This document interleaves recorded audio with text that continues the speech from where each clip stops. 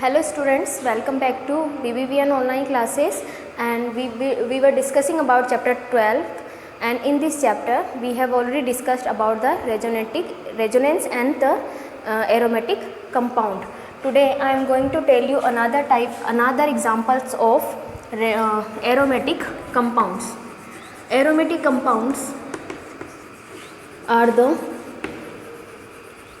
cyclic compounds which have some specific properties like conjugated double bond means alternatively double bonds, and resonance and the delocalization of pi electrons and 4n plus 2 pi electron यानी कि Huckel's rule को ये follow करते हैं. ये चार जो मैंने प्रीवियस वीडियो में बताया था, इन चारों प्रॉपर्टीज़ को अगर कोई कंपाउंड शो करता है या रिप्रेजेंट करता है तभी वो एरोमेटिक कंपाउंड बोला जाएगा.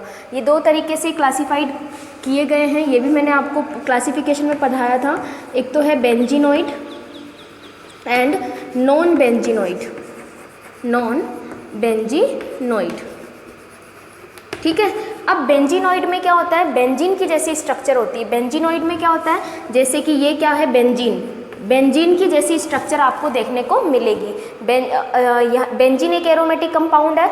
अगर बेंजीन के पास में एक बेंजीन रिंग इस तरीके से और ऐड हो जाए तो ये बेंजीन का जैसा ही दिखाई दे रहा है या बेंजीन जैसी इसमें स्ट्रक्चर दिखाई दे रही है, तो ये भी किसका एग्जाम्पल है, बेंजीनोइड एरोमेटिक कंपाउंड का. अगर हम इसमें यहाँ पर एक बेंजीन रिंग और बना दें तो ये भी एक एरोमेटिक कंपाउंड होगा और ये भी कैसा होगा, बेंजीनोइड, बेंजीन का जैसा. ठीक है. अब अगर हम बात करते हैं नॉन बेंजीनोइड की, तो नॉन बेंजीनोइड जो होते हैं एरोमेटिक कंपाउंड, उनमें एक तो साइक्लोप्रोपिनिल कैटायन, एक तो ये एग्जांपल है साइक्लोप्रोपिनिल कैटायन. ये एक नॉन बेंजीनोइड एरोमेटिक जो है कंपाउंड है, हाइड्रोकार्बन है. अब इसमें देखिए किस तरीके से हम चारों इसकी जो स्पेसिफिक रूल्स होते हैं या जो हमने करेक्टरिस्टिक प्रॉपर्टीज़ पढ़ी थी एरोमेटिक कंपाउंड की, वो किस तरीके से देखने को मिलेगी. सबसे पहले फर्स्ट प्रॉपर्टी कौन सी थी, conjugated diene, conjugated double bonds या अल्टरनेटिवली डबल बॉन्ड्स का होना. ओके. अब डबल बॉन्ड्स में देखिए यहाँ पर एक ही डबल बॉन्ड है और हमेशा ध्यान रखिए कॉन्जुगेशन को शो करते हैं डबल बॉन्ड के साथ में अगर कोई चार्ज होता है. तो यहाँ पर डबल बॉन्ड के साथ में चार्ज क्या है, प्लस, पॉजिटिव चार्ज है. ठीक है. तो ये यहाँ पर किसका काम करेगा, कॉन्जुगेशन को शो करने का. दूसरा जो एरोमेटिक कंपाउंड का करेक्टर होता है that is the resonance.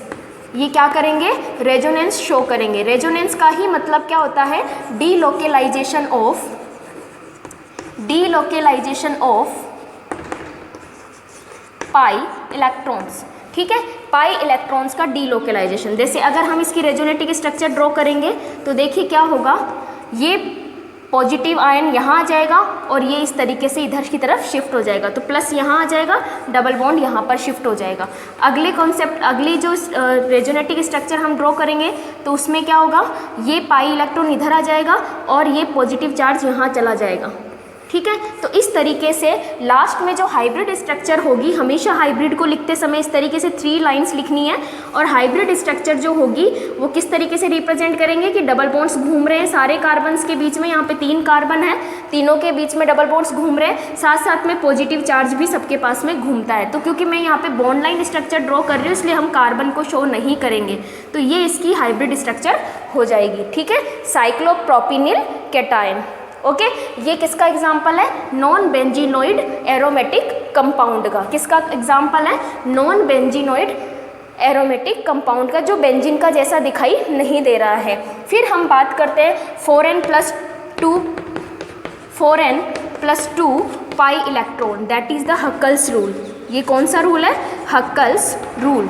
Huckel's rule क्या बोलता है कि अगर यहाँ पर n इक्वल टू क्या है, 0 1 2 3 4, ठीक है, और कुछ भी हो सकता है. तो अगर यहाँ पर मैं n इक्वल टू 0 लिखती हूँ तो 4 इंटू 0 प्लस 2 कितने हो गए, 2 पाई इलेक्ट्रॉन्स हो गए। तो अगर हम यहाँ पर देखते हैं तो इस कंपाउंड में 2 पाई इलेक्ट्रॉन्स हैं हमारे पास में। ये देखिए यहाँ पर 2 पाई इलेक्ट्रॉन हमें देखने को मिलेंगे। जो भी मैंने आपको बताया कि एक पाई बॉन्ड में 2 इलेक्ट्रॉन्स होते हैं, तो यहाँ पे 2 पाई इलेक्ट्रॉन्स देखने को मिलेंगे। ओके, ये यहाँ पे क्लियर हो गया।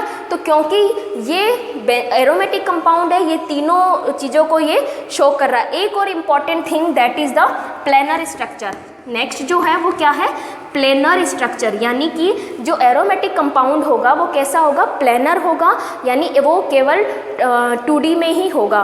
कंपाउंड किस में होगा, 2D में। ठीक है, इसकी स्ट्रक्चर कैसी होगी एरोमेटिक कंपाउंड्स की, 2 डायमेंशनल होगी। तो ये 4 स्पेशल कैरेक्टरिस्टिक प्रॉपर्टीज़ होती हैं किसी भी एरोमेटिक कंपाउंड की। बेंजीन और बेंजीनॉइड तो हमें समझ आ ही गया, क्योंकि बेंजीन की बात हम कर चुके हैं। नॉन बेंजीनॉइड का पता कैसे करेंगे कि वो एरोमेटिक है, तो यहाँ पर मैंने एक एग्जांपल लिया है और ये चारों मैंने आपको इसमें एक्सप्लेन कर दिया। एक और अगर हम एग्जांपल लेते हैं, that is the example of non benzenoid aromatic compound, and that is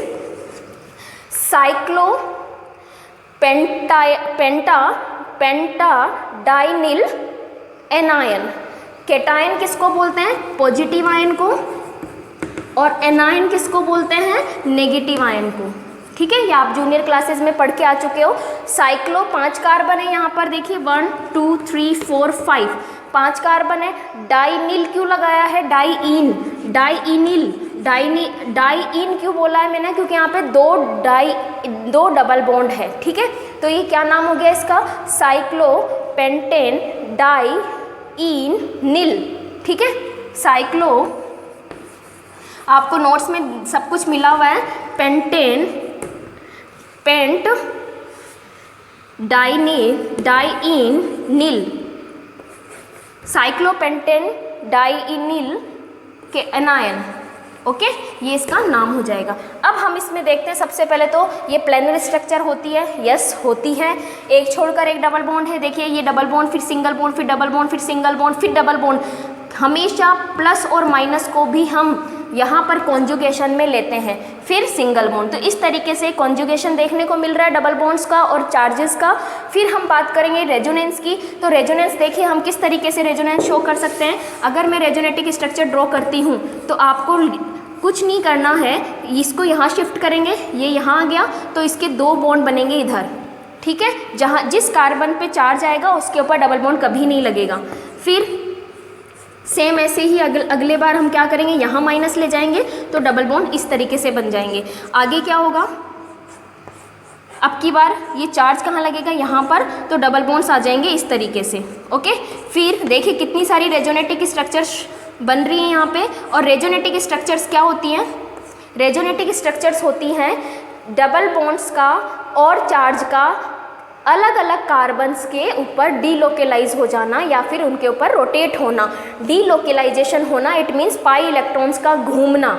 किसी भी एक कार्बन पे ये टिककर नहीं रहते हैं, ये रोटेट होते रहते हैं। अब अगर हम हाइब्रिड बनाएंगे, क्योंकि नेक्स्ट स्टेट कौन सी आएगी, ये यहाँ आ जाएगा, तो ये वाली स्टेट वापस से आ जाएगी स्टेज, तो हमें वो वापस रिपीट नहीं करना है। अब हम हाइब्रिड लिखेंगे तो हाइब्रिड किस तरीके से रिप्रेजेंट किया जाएगा, डबल बॉन्ड्स घूम रहे हैं सारे कार्बन्स के बीच में, साथ साथ में सारे कार्बन्स पे कौन घूम रहा है, माइनस चार्ज, तो ये इसकी हाइब्रिड स्ट्रक्चर हो जाती है। तो हमने देखा कॉन्जुगेशन भी देखा, रेजोनेंस भी देखा, प्लेनर स्ट्रक्चर होती है।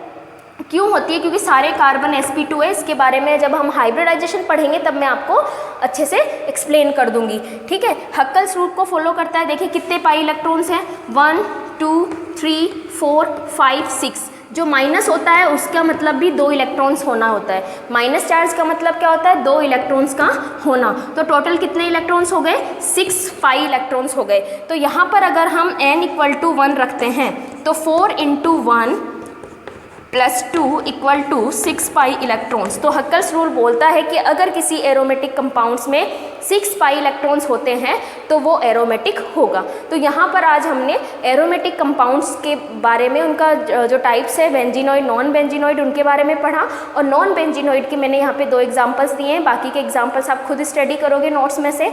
नेक्स्ट हम बात करेंगे, बहुत इंपॉर्टेंट टॉपिक है चैप्टर 12 का, that is the GOC, general organic concept, जो आपके आगे जो कॉम्पिटिशन्स होते हैं वहाँ पर बहुत काम आता है। तो आप अगर आपको प्रीवियस चैप्टर समझ में आ रहा है तभी आप आगे का समझ पाओगे, अदरवाइज़ आपको बिल्कुल भी समझ में नहीं आएगा। तो अभी तक का जो चैप्टर है वो आप अच्छे से समझिए, पढ़िए और लर्न कीजिए। डाउट्स आप लोग पूछ सकते हैं। Thank you.